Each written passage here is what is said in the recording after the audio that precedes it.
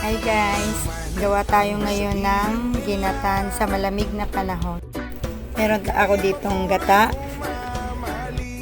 Ito na yung mga sahog ko guys. Hiniwang kamote, hiniwang kamuting kahoy,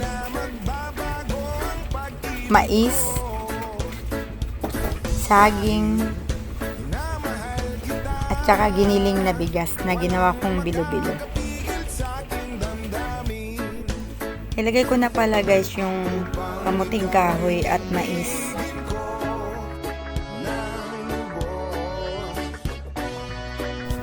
Guys, ilagay na natin yung kamote. Inalagay ko na pala guys yung saging na saba.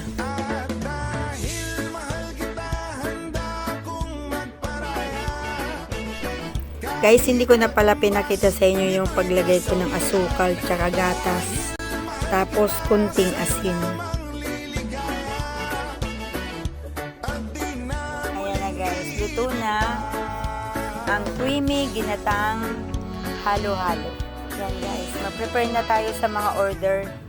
Sana magustuhan nila. Hi guys, kung hipat choy. Magluluto tayo ngayon ng tikoy. Kasi nga, 'di ba? Chinese New Year. Ayan, iniiwa ko na yung tikoy pero malinis ang kamay ko diyan. Ang kailangan hiwain ng medyo manipis para pag prito masarap.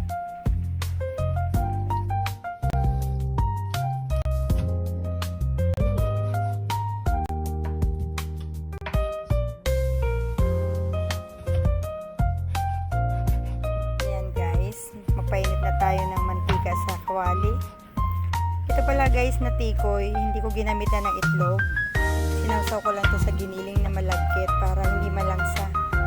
Ayan. Prituhin na natin.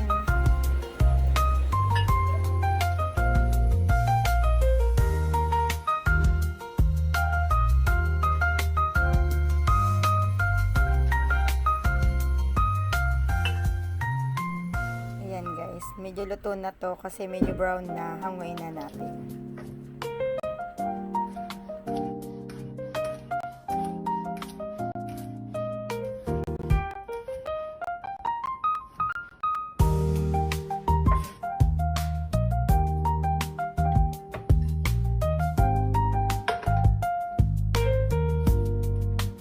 Ayan guys, luto na.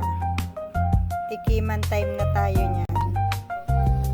Guys, tikman na natin yung niluto kong tikoy. Sobra talaga guys na malagkit. Naglalaban siya.